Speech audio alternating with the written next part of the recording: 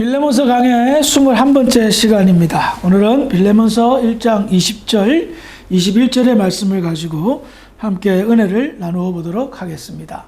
우리는 지난 시간에 사도 바울이 빌레몬에게 부탁을 합니다.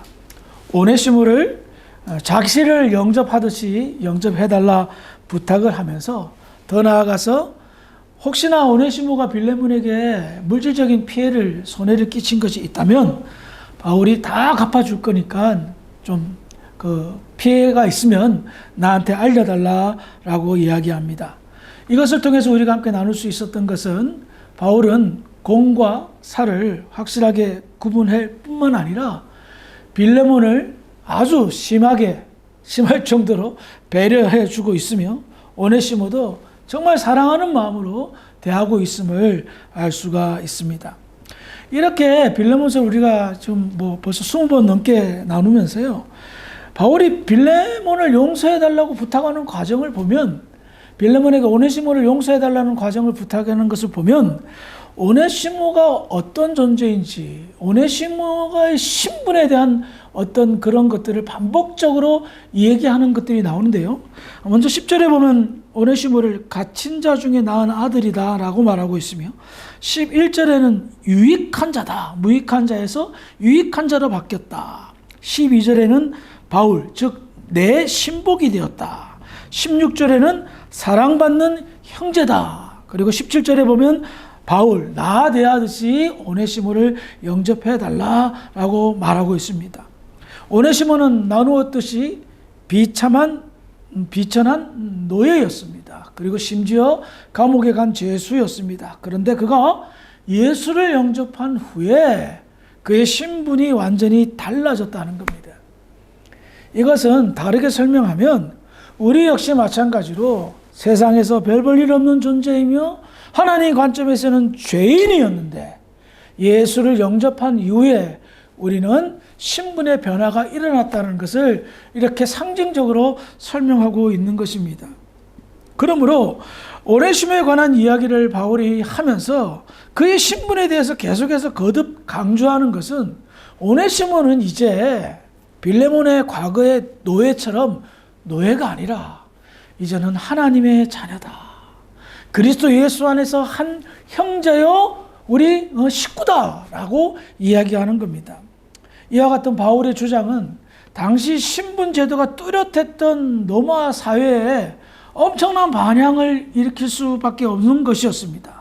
그럼에도 불구하고 바울은 자기 생각과 주장을 이야기하는 것이 아닙니다. 노예 폐지를 외치는 것이 아닙니다. 바울도 당시의 어떤 그런 제도에 대해서는 인정했습니다. 그런데 바울이 이렇게 이야기하는 것은 하나님의 생각을 이야기하는 겁니다. 하나님의 입장에서는 모든 사람이 공평하다는 겁니다. 모든 사람들이 똑같다라는 겁니다. 인간과 인간의 관계는 공평한 관계고 똑같은 위치의 관계지 상하 구분을 지어서는 안 된다라는 겁니다.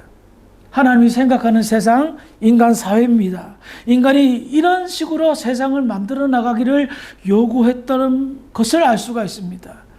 그래서 기독교 국가가 민주주의를 발전시키면서 점점 세상이 좋아지는 것이 어느 쪽으로 좋아지느냐?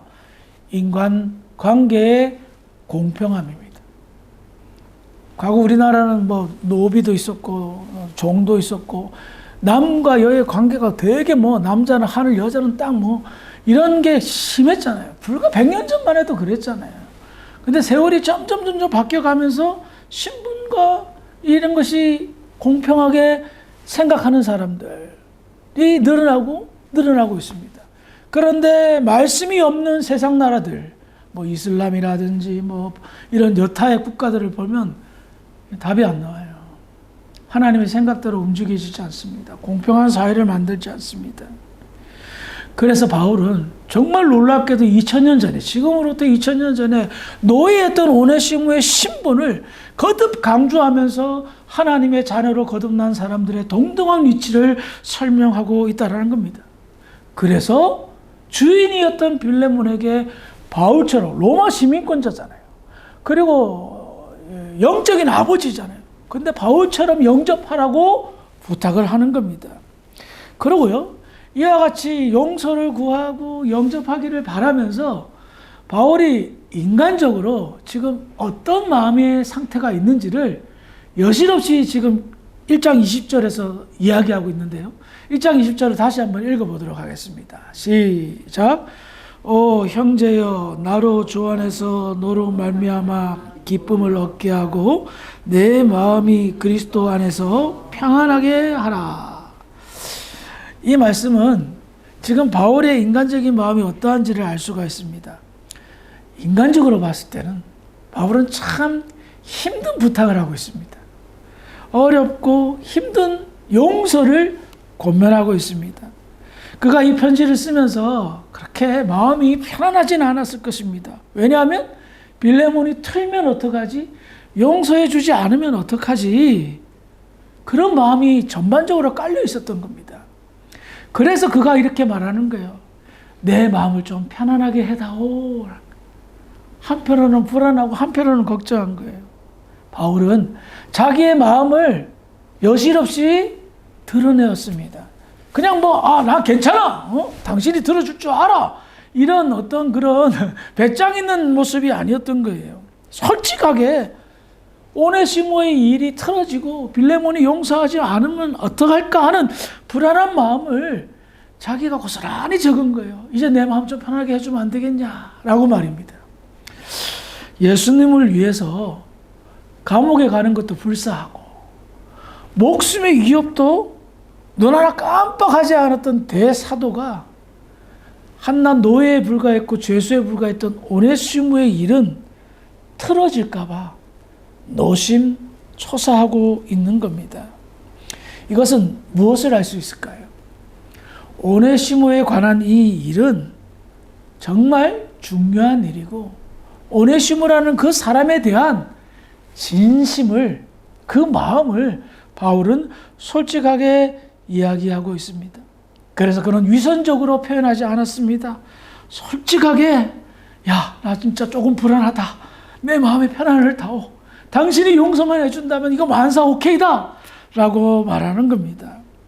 그런데요, 거기에 한 가지 덧붙여서 21절에 자기의 마음을 이렇게 이야기합니다. 21절을 볼까요? 시작. 나는 내가 순종할 것을 확신함으로 내게 썼노니 내가 말한 것보다 더 행할 줄을 아노라. 지금 보면요, 20절에는 불안하다는 뜻으로 얘기하고 21절에는 확신한다라고 말합니다. 뭔가 앞뒤가 맞지 않는 것 같죠? 하지만 이 표현은요, 지극히 정상적인 표현을 하고 있는 겁니다. 즉, 인간적으로는 내심 불안하지만 영적으로는 확신을 한다라는 거예요. 바울이 이렇게 말하는 것은 무엇을 말합니까? 미리 내다보는 것이 아닙니다. 짐작하는 것이 아니었습니다. 짐작하는 게 아니에요. 그냥 간 보는 게 아니에요. 바울은 오네시모의 일을 가지고 편지를 쓰기 전에 무엇부터 했을까요? 중요한 건 하나님의 뜻이죠. 나는 오네시모가 하나님 영접하고 예수 영접하고 정말 완전히 다른 사람으로 확신하고 믿고 어심치 않아. 그러나 빌레몬과의 관계는 몰라. 이거는 내가 아니니까. 그러니 기도할 수밖에 없었어요. 하나님, 오네시모의 일을 빌레몬에게 알리면서 용서를 구하려고 합니다. 하나님, 어떻게 하는 것이 좋을까요? 그냥 끝까지 오네시모를 숨길까요? 모르면 아무것도 문제도 없잖아요. 그런데 응답이 온 거예요. 빌레몬에게 용서를 구하라. 그러면 빌레몬이 그의 믿음으로 충분히 오네시모를 용서해 줄 것이다. 성령의 감동을 받아 그가 이 서신서를 쓰고 성령의 감동을 받아 확신을 가졌던 겁니다.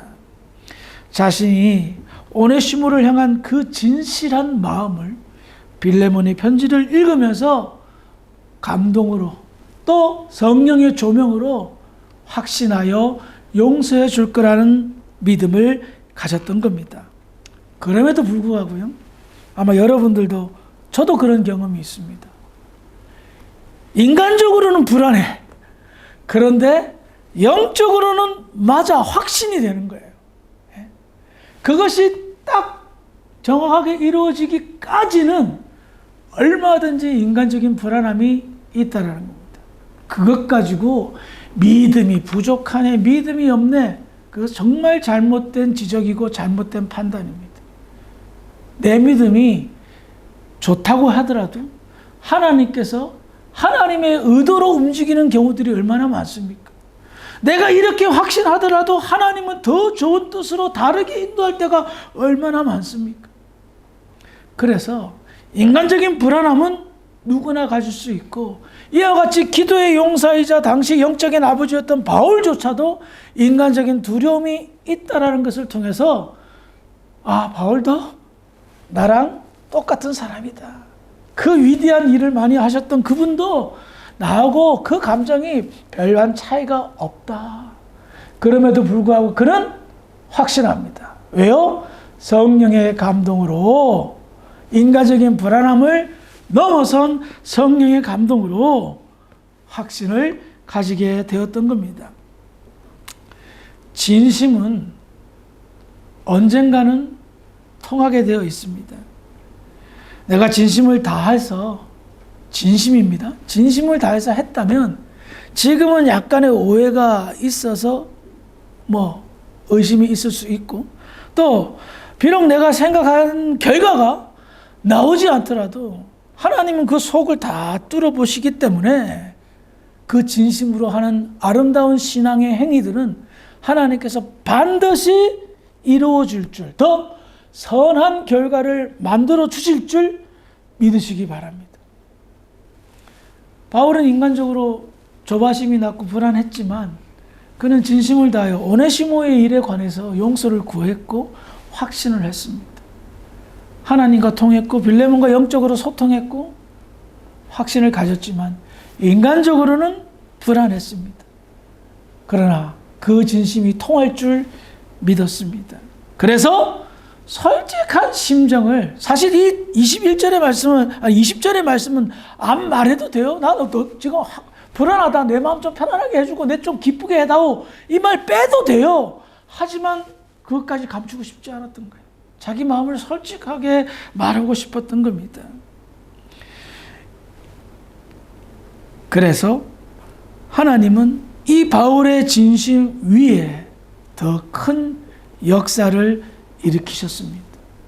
빌레몬도 초대교회 정말 위대한 신앙인으로서 그를 귀하게 사용하였고 결국 순교의 현장에서 정말 하나님의 영광을 돌려드렸고, 오네시모는 빌레몬보다도 더 큰 영향력을 끼쳐 정말 초대교회에 많은 이들에게 큰 은혜를 끼치며 그도 순교의 현장으로 하나님이 부르셨습니다.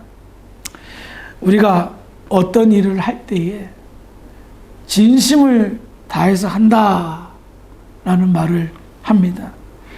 그러면 그 진심을 다해서 하는 그 일은 반드시 진심에 의한 보상이 세상적으로도 뒤따르더라고요.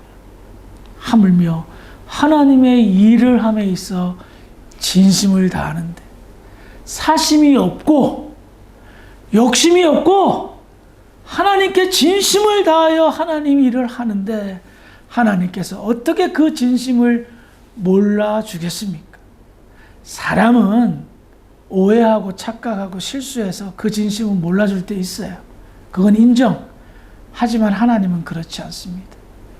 내가 진심을 다하여 하나님께 영광 돌렸을 때에 하나님이 그 진심을 알아주고 저와 여러분들을 어떻게 축복하시는지 확인해 보시기 바랍니다.